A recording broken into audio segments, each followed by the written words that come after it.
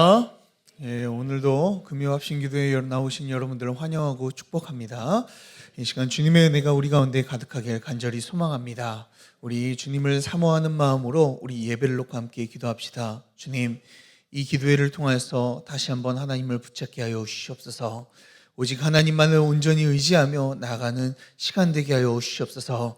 주님, 우리에게 은혜를 마음껏 내려주셔서 주님의 은혜로 충만케 되어지는, 성령으로 충만케 되어지는 시간 되게 하여 주시옵소서라고 우리 다 같이 예배를 놓고 주여 세 번 부르시고 함께 기도하도록 하겠습니다. 주여, 주여, 주여. 사랑과 은혜가 풍성하신 하나님 아버지, 아버지의 놀라우신 은혜로 언제나 우리와 함께 하시고 주님의 큰 은혜를 우리에게 베풀어 주신 은혜 감사 영광 올려드립니다. 하나님을 바라보며 이 시간 한 걸음 한 걸음 나아가오니 주님, 우리의 걸음마다 주님 함께 다가가는 그 걸음마다 주님의 큰 은혜를 우리에게 예배해 주시고 내려주시옵소서.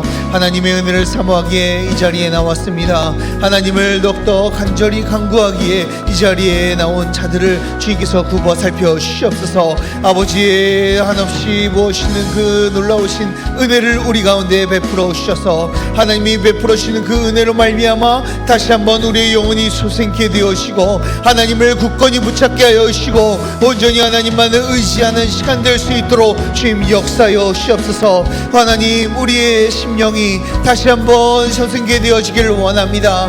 우리가 다운되었던 우리의 심령들이 다시 한번 주님의 성령의 불길로서 또한 하나님의 말씀을 통하여서 우리가 채워지는 역사가 일어나게 하여 주시고 소생케 되어지는 역사가 일어나게 하여 주시옵소서. 주님, 우리의 사모함을 더욱더 들어주시고 주님의 우리가 간구하는 기도를 들어주셔서 우리의 모든 읊조림과 하나님을 향한 간구와 주님을 향한 찬양이 주님 앞에 온전히 울려져 주님의 응답받고 돌아가는 귀한 시간 되어줄 수 있도록 은혜 허락하여 주시옵소서. 하나님의 은혜를 사모합니다. 주님의 임재하심을 우리가 기대합니다. 하나님의 말씀으로 충만케 되어지는 은혜를 우리가 다 사모합니다. 주여 성령으로 역사하여 주셔서 아버지의 은혜 가운데 우리를 거하게 하여 주시옵소서. 주님의 놀라우신 은혜 가운데 우리를 이끌어 주시옵소서. 사랑과 은혜가 풍성하신 하나님 아버지, 이 시간 우리를 사랑하여 주셔서 은혜의 자리 가운데 우리를 나오게 하심에 감사 올려드립니다. 하나님의 은혜를 사모하는 마음으로 이 자리에 나왔사오니 주님의 크시고 넓으신 팔을 펼쳐주셔서 주님의 은혜를 마음껏 내려주시고 주님, 우리의 상한 심령들을 꼭 하나 다시 한번 회복해 되어지는 시간 되게 하여 주시옵소서. 주님의 은혜로 충만케 되어지고 하나님의 성령으로 강력히 역사해 주실 줄 믿고 예수 그리스도의 이름으로 기도드리옵나이다. 아멘. 우리 다 같이 하나님의 말씀 찾아보도록 하겠습니다. 오늘 우리에게 주신 하나님의 말씀은 시편 131편입니다. 시편 131편 1절에서 3절까지 말씀입니다. 구약성경 900면쯤에 위치해 있습니다. 시편 131편입니다. 시편 131편 1절에서 3절까지 말씀, 구약성경 900면쯤에 위치해 있습니다. 131편입니다. 우리 짧은 구절이기 때문에 우리 한 목소리로 합독해서 읽도록 하겠습니다. 시작. 여호와여, 내 마음이 교만하지 아니하고 내 눈이 오만하지 아니하오며 내가 큰 일과 감당하지 못할 놀라운 일을 하려고 힘쓰지 아니하나이다. 실로 내가 내 영혼으로 고요하고 평온하게 하기를 젖된 아이가 그의 어머니 품에 있음 같게 하였나니 내 영혼이 젖된 아이와 같도다. 이스라엘아, 지금부터 영원까지 여호와를 바랄지어다. 아멘. 할렐루야.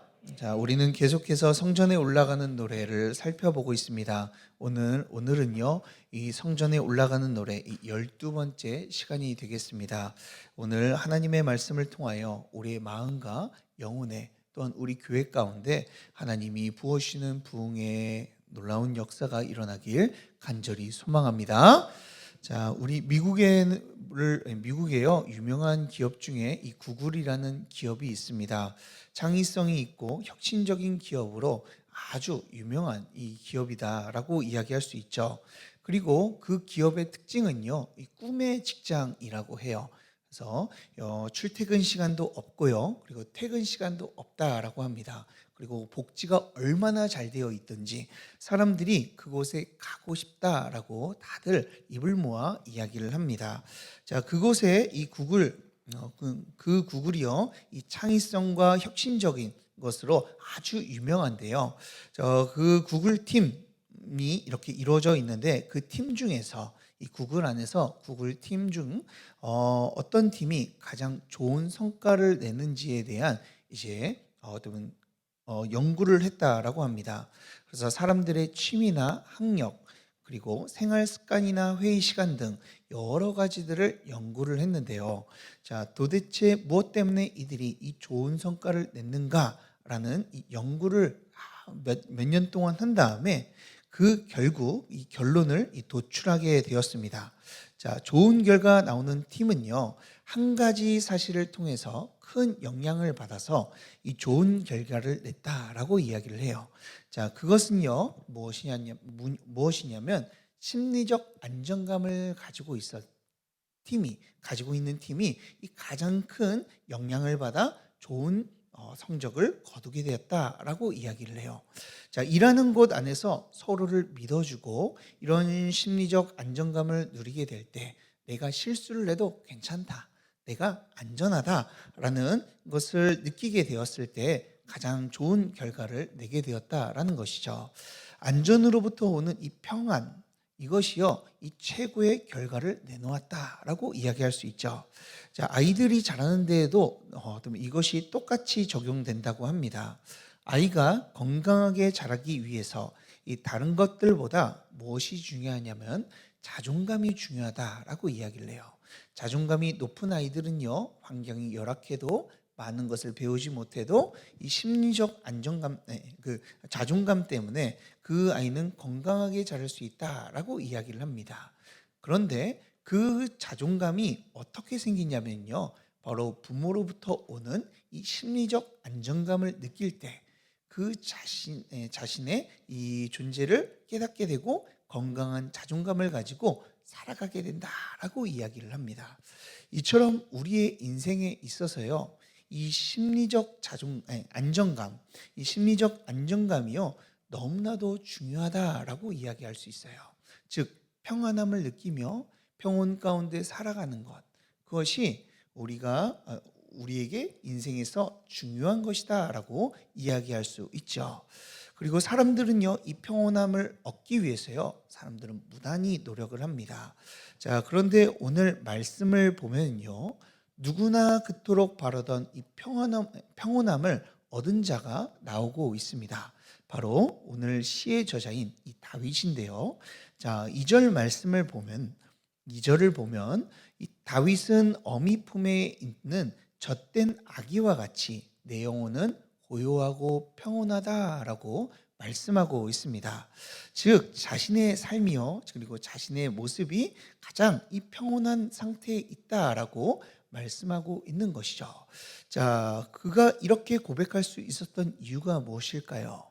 우리의 인생에 있어서 평온함을 누리고 평안함을 갖는 것은요, 상당히 중요한데 이 평안함을 어떻게 하면 우리가 누릴 수 있을까요? 자, 오늘은 이 평온함에 대해서 우리 같이 나눠보도록 하겠습니다. 그래서 오늘의 주제는요, 평온한 자라는 주제를 가지고 여러분들과 말씀을 한번 나눠보도록 하겠습니다. 자, 오늘 말씀에서는 우리의 평온함을 막는 것들을 먼저 이야기하는 것을 우리는 살펴볼 수가 있습니다.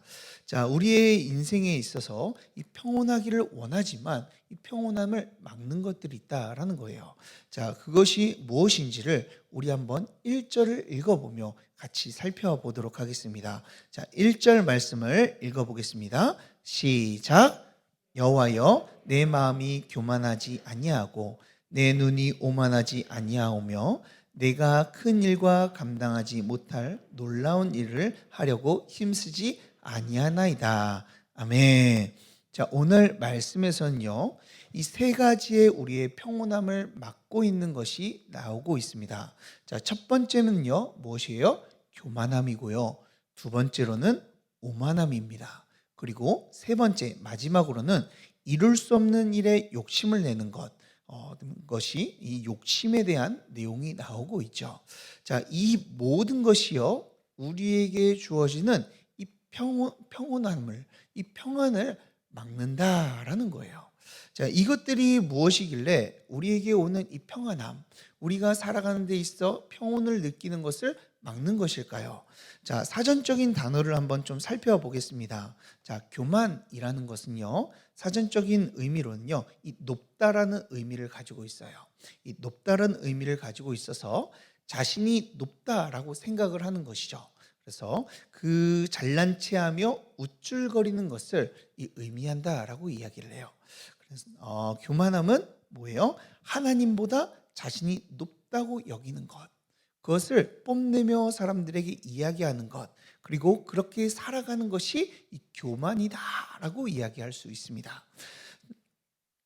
그러면 오만은 무엇일까요? 자, 오만은요, 이 교만한 함을 통해서요, 교만한 자가요, 잘난 체하며 남을 업신여기는 것, 그것이 오만함이다라고 이야기할 수 있습니다.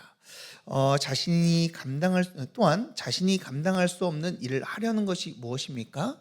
우리는 이렇게 해석해 볼 수가 있습니다. 하나님이 뜻이 아닌 자신의 탐욕을 위해서 살아가는 것, 하나님의 말씀이 아닌 자신의 생각대로 살아가는 것, 그 모든 것들을 의미한다라고 이야기할 수 있죠. 즉, 교만과 오만, 이 탐욕, 이 세 가지의 모든 이 모든 것의 공통점이 하나 있는데요. 그것은요, 하나님보다 자신을 의지한다라는 거예요. 내가 내 자신을 의지할 때 우리는 평온함을 누릴 수 없다라고 오늘 성경의 기자는 우리에게 말씀해 주고 있는 것이죠. 왜 그렇습니까? 우리의 평안은요, 우리의 힘으로 만들지 못하기 때문에 그래요. 우리는 평안한 삶을 살아가면서 내 힘으로 평안을 누리려고 무단히 노력을 합니다. 그리고 평안을 이루기를 원하죠. 그런데 내 힘으로 열심히 살아가는데 우리의 삶을 한번 보십시오. 내가 평안을 누리고 싶다고 해서 평안이 누려집니까? 누려지지가 않죠. 내가 평안해야지, 그리고 내가 이것을 통해서 내가 뭔가를 평안을 얻어야지, 내가 평온해야지 라고 하지만, 그래서 그것을 위해서 내가 할 수 있다, 하면 된다 라는 이런 슬로건도 내놓기도 하지만 정작 그것을 통해서요 평안이 누려집니까? 누려지지가 않죠. 이 세상을 한번 보십시오. 이 세상에서는요 하나님이 아닌 다른 것을 너무나도 의지하며 살아가고 있습니다. 그리고 많은 자들이요 자신의 것을 붙잡고 세상의 것을 붙잡음을 통하여서 참된 평안 가운데 거하려고 합니다. 그러나요 그들은 평온 가운데 거하지 못하죠. 부유하면 부유한 대로, 이 가난하면 가난한 대로, 뛰어나면 뛰어난 대로, 그리고 무능력하면 무능력한 대로 모두 걱정과 근심 가운데 살아가는 모습을 우리는 보게 됩니다. 그래서 세상 사람들 말 가운데 이런 말이 있죠. 걱정 근심 없는 사람은 한 명도 없다라고 이야기를 합니다. 왜요? 참된 평안을 누리기 위해서 열심히 살아가지만 자신의 힘으로는요 이 참된 평안을 누릴 수 없기 때문에 그래요. 어느새 뒤돌아보면 자신의 일들이 때로는 족쇄가 되어 우리의 일의 노예가 되는 모습을 보게 되고요. 이 돈이 나를 평안하게 해준다라고 해서 쫓다 보니까 어느샌가 돈의 노예가 돼버리는 그런 모습을 발견하게 되죠. 왜 그렇습니까? 하나님이 아닌 자신을 의지하기 때문에 그런 것이죠. 오늘 시편 기자는요 1절을 통해서 우리에게 분명히 말해주는 것이 바로 이것이에요. 하나님이 아닌 내 자신을 의지하는 것은 나에게 평온을 주지 못한다. 오히려 교만하지 아니하고 오만하지 아니하오며 이루지 못하는 것에 힘쓰지 아니한다라고 지금 계속해서 이 부정어를 사용하며 이제 자기를 의지하지 말아야 된다라는 것을 강조하고 있죠. 이 부정어를 3번 써가지고 면서 이렇게 하지 말아야 된다라는 것은요 자기를 부인해야 된다라는 것으로 우리가 해석할 수 있다라고 이야기를 합니다. 참된 평안 가운데 거하기 위해서는 즉 자신을 부인해야 된다라는 것이죠. 사랑하는 여러분, 그렇기 때문에 우리가 좀 기억했으면 좋겠습니다. 우리의 자력으로는요, 우리의 힘으로는요, 우리의 생각으로는 참된 평안을 누리지 못하는 것을 기억하시기 바랍니다. 왜요? 원래 우리는요, 그렇게 지음받았기 때문에 그래요. 우리는요, 하나님의 복을 받아야 하지만요, 받도록 지음받았습니다. 그래서 하나님의 복을 받아야지만, 그 하나님의 은혜 가운데 거해야지만 우린 참된 평안을 누릴 수 있게 되죠. 그런데 그 평안, 하나님의 복을요, 우리가 끊어지게 됐을 때 그때부터 문제와 걱정이 시작되게 되는 겁니다. 이것을 예수님께서는 너무나 잘 알고 계셨기 때문에 예수님께서는 뭐라고 우리에게 말씀해 주셨습니까? 마태복음 11장 28절에서 이렇게 말씀해 주셨어요. 수고하고 무거운 짐진 자들아, 다 내게로 오라. 내가 너희를 쉬게 하리라. 내 자신의 힘으로 의지하지 말고 예수님 앞에 나와, 나에게 나와 참된 쉼, 참된 안식, 참된 평안을 누려라 라고 우리에게 말씀하고 계신 것이죠. 사랑하는 여러분, 우리의 힘으로는요, 참된 평안을 누릴 수 없는 것을 기억하시기 바랍니다. 오직 우리 주 예수 그리스도 안에요, 참된 평안이 있고요, 오직 우리의 하나님 아버지 안만이 참된 평온을 누릴 수 있는 줄 믿습니다. 그러니 이 시간 나를 의지하는 이 교만함을 버리고, 그리고 오만함과 욕심을 모두 다 던져버리고 자기를 부인하며 주님이 주시는 이 참된 안식과 평안을 누리며 살아가는 저와 여러분들 되길 주님의 이름으로 축복합니다. 자, 우리는 이 교만함이 아닌 자기를 부인하며 하나님이 주시는 평안함을 누리는 자들입니다.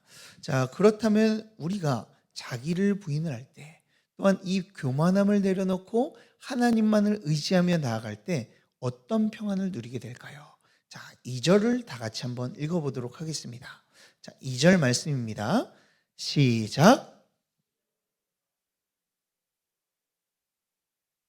젖된 아이가 그의 어머니 품에 있음 같게 하였나니 내 영혼이 젖된 아이와 같도다. 아멘. 자, 오늘 시인 다윗은요, 우리가 자기 부인하며 교만함을 버리고 나아갈 때 우리는 젖된 아이가 그의 어머니 품에 있는 것과 같다.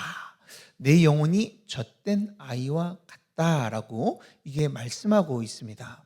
자, 젖을 땐 아이와 같다는 것이요, 2번이나 반복하면서 우리의 그 상황이 너무나도 중요하다, 이것이 이런 상황이다라는 것을 강조하고 있습니다.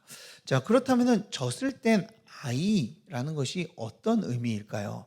사실 저는 이 말씀을 보면서요, 이 설교를 준비하기 위해서 이 말씀을 보면서 이 젖된 아이가 도대체 무슨 의미인가 라는 생각이 들었습니다. 조금 이해가 되지 않았습니다. 그 이유는요, 젖을 떼지 않고 젖을 먹는 아이라면요, 어머니 품은요 그에게 공급하고 그를 충만하게 하는 이 아주 공급의 자리, 그리고 축복의 자리라고 이야기할 수가 있어요. 그래서 오늘 말씀을 보면서 저는 차라리 다윗이 젖을 먹는 아이가 어머니 품에 있는 것과 같다라고 하는 게 좀 더 좋았을 텐데 라는 이런 생각을 하게 되었습니다. 자, 그러면서 도대체 이 젖을 뗀 아이는 어떤 아이일까, 어떤 의미일까 라는 또한 어떤 의미로 이런 표현을 했을까라는 고민을 했습니다.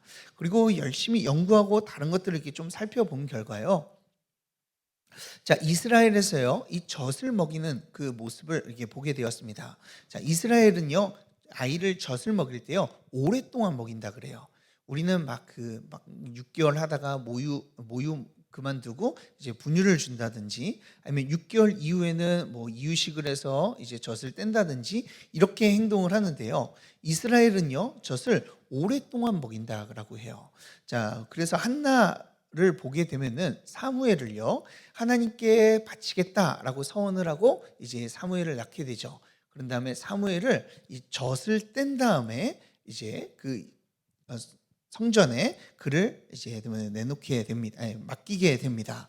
자, 그 성전에 맡기는 그 사무엘의 그 모습을 보았을 때 이제 의사소통이 가능한 아이를 이게 놓게 되는 모습을 보게 돼요.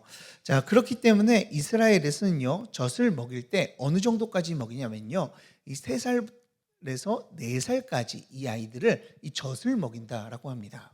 늦게까지 이렇게 젖을 먹이는데 나중에 먹였다가 이렇게 떼는데요. 그렇게 먹고 자란 아이가 어떤 모습이 있을까 곰곰이 생각해 봤는데 제가 이스라엘 아이와 같이 저희 아이도 그렇게 젖을 먹었더라고요. 자, 저희 막내가요, 이제 엄마의 젖을 오랫동안 먹었습니다. 자, 지금은 끊었지만 그 아이가 꽤 많이 먹어서요, 너무나 많이 먹어가지고 이빨이 좀 부식이 됐어요. 그 정도로 많이 먹었습니다. 자, 그래서 그 아이가 먹었을 때와 먹었지 않았을 때, 이제 그 젖을 뗐을 때를 비교를 한번 해봤습니다. 자, 비교를 해보니까요, 한 가지 특징이 있었습니다. 자, 젖을 먹을 때는요, 순수하게 엄마라는 존재만으로 만족하지 않는 모습을 보게 돼요. 자, 엄마의 젖을 먹으려고요, 자, 이 아이가, 막내가요, 얼마나 발버둥치던지, 엄마가 옆에 있음에도 불구하고요, 엄마 젖을 달라고요, 그리고 젖을 물고 자겠다고요, 막 여러 떼를 쓰는 모습이 이렇게 기억이 났습니다. 그래서 그래서 젖을 주지 않으면 엄마가 있음에도 불구하고, 곁에 있음에도 불구하고 떼를 쓰며 울어 제끼는 모습을 저는 보았습니다. 그래서 이 젖을 끊을 때요, 얼마나 울어대던지요, 엄마하고 아빠하고 옆을 지켜주고 함께 있음에도 불구하고 2시간 정도, 3시간 정도 울다가 지쳐가지고 잠드는 그런 모습도 보게 되었어요. 저는 이 젖을 떼기가 너무나 힘들더라고요. 그런데요, 지금 젖을 뗀 지금은요, 좀 다릅니다. 자, 이제 막내는요, 젖을 떼서 더 이상 엄마의 젖을 의존하지 않아요. 이제 물고 자지도 않고요, 엄마한테 젖을 달라고 하지도 않습니다. 자, 그러니까요, 그 아이가요, 엄마가 젖을 주는 사람으로 생각하지 않고요, 이제는 온전하게 이 엄마라는 존재만으로 만족함을 느끼고 기쁨을 느낀다는 것을 깨닫게 되었어요. 교만함을 버리고 자기 부인을 하고 하나님 앞에 나아갈 때요, 우리가 이렇게 하나님을 바라본다라는 거예요. 하나님의 존재만으로 기뻐하게 된다라는 거예요. 젖을 뗀 아이가 어머니의 품 안에 있는 것, 어머니의 존재만으로도 기뻐하는 것처럼, 젖을 주지 않아도 어머니만으로 기뻐하는 것처럼 우리도 자기 부인하고 하나님 앞에 나아갈 때 그 하나님의 존재만으로 기뻐하게 된다라는 거예요. 예전에는 우리는 어땠습니까? 내 자신을 버리지 못했을 때 어땠습니까? 하나님께서 응답 주셔야지만 내가 믿음이 유지가 되었어요.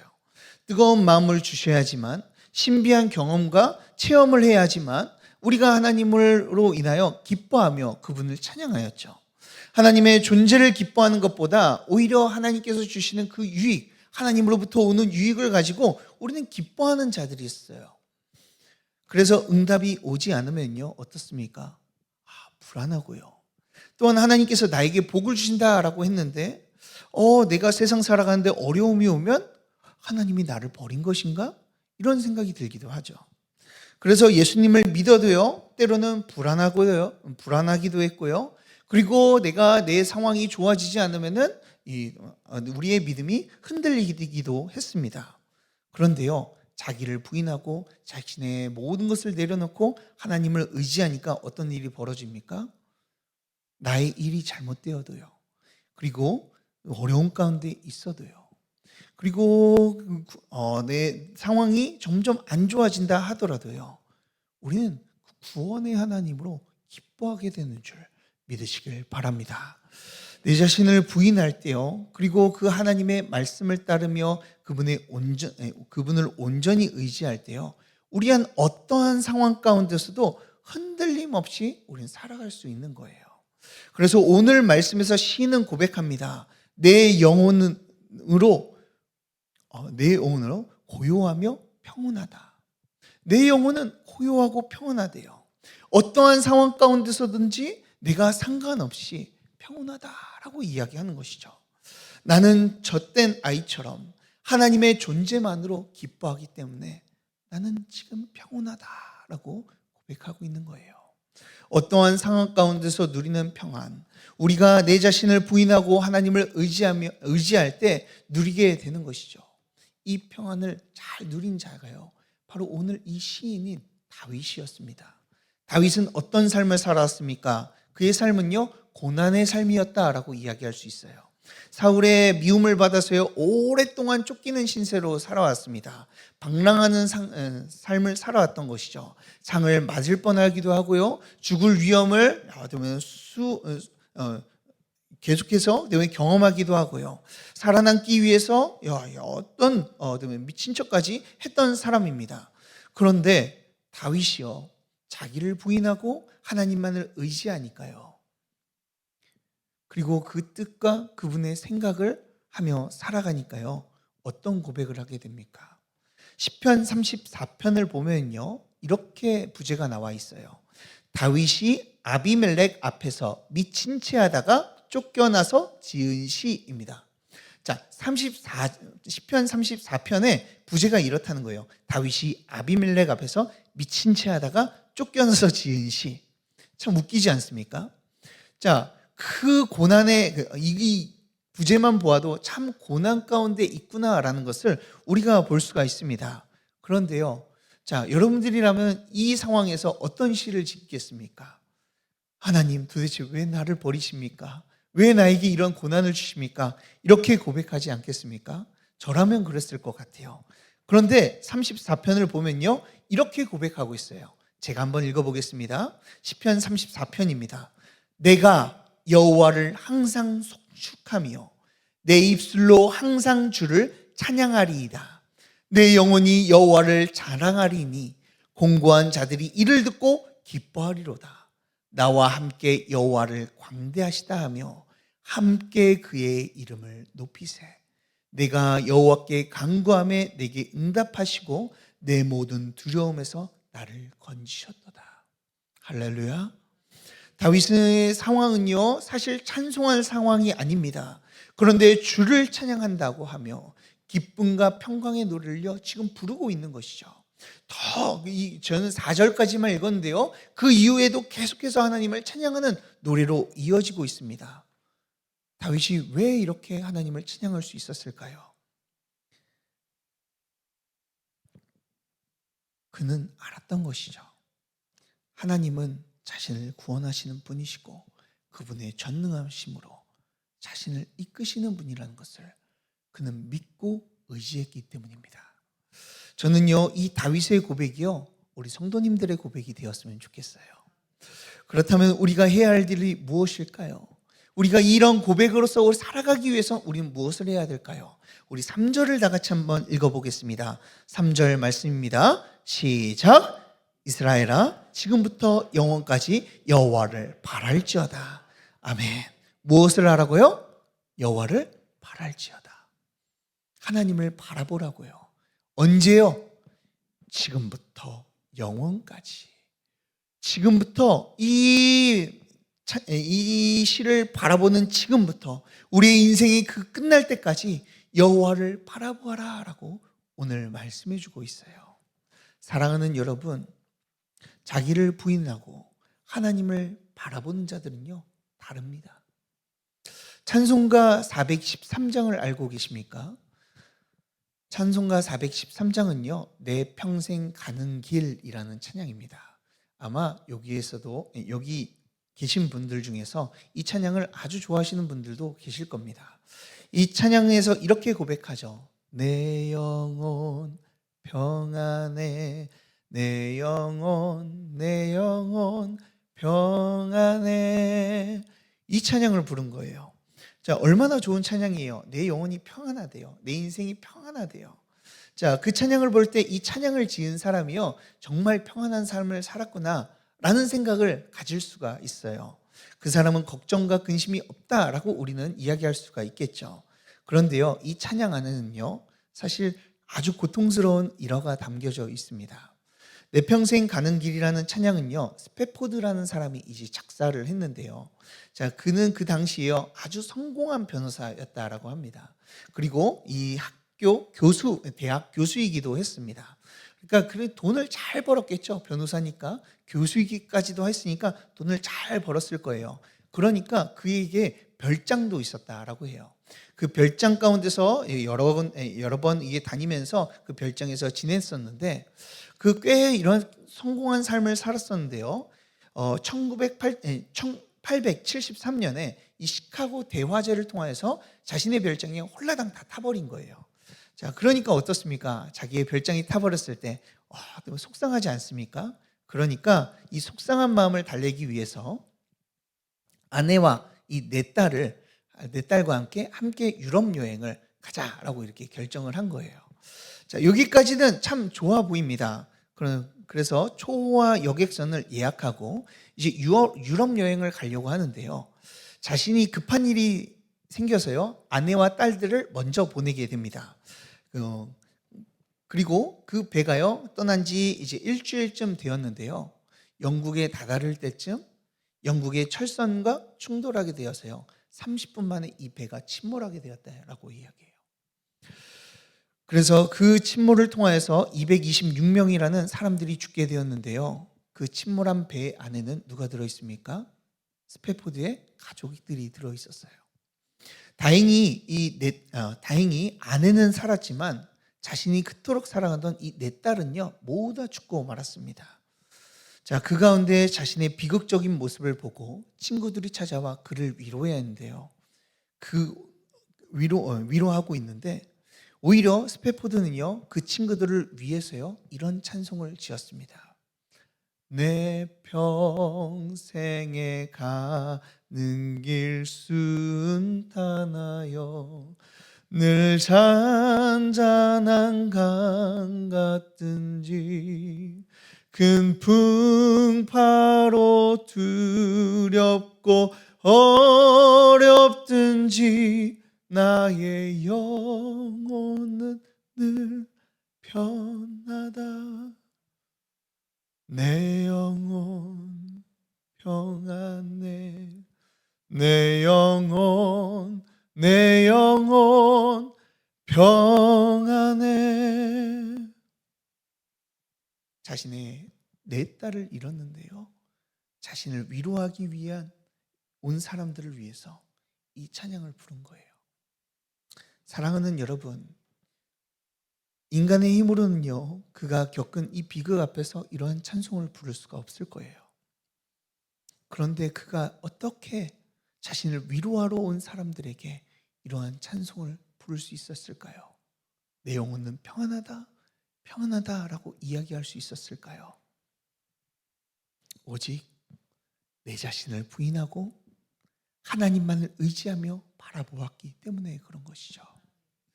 이 험난한 세상에서 우리가 어떻게 평안함을 누릴 수 있겠습니까? 우리의 상황, 우리의 문제, 우리의 가족, 우리의 삶을 보았을 때 전혀 평안함을 누릴 수 없는데 어떻게 우리가 내 영혼은 평안하다라고 이야기할 수 있습니까? 그 이유는 단 한 가지입니다. 우리의 구원이 되시고 우리에게 평안을 주시는 그 하나님을 바라볼 때, 그리고 그 하나님을 의지할 때 우리는 온전한 평안함을, 세상이 줄 수 없는 평안함을 우리는 누릴 수 있는 줄 믿으시길 바랍니다. 그러니 사랑하는 여러분, 여러분들의 시선이 하나님을 바라보길 소망합니다. 우리의 것을 바라보는 것이 아니라, 우리의 환경을 바라보는 것이 아니라 우리에게 평안함과 행복을 주시며 또한 큰 축복을 예비하신 그 하나님을 바라봄을 통하여 하나님께 감사하며 평안함을 누리며 나아가는 저와 여러분들 되길 주님의 이름으로 축복합니다.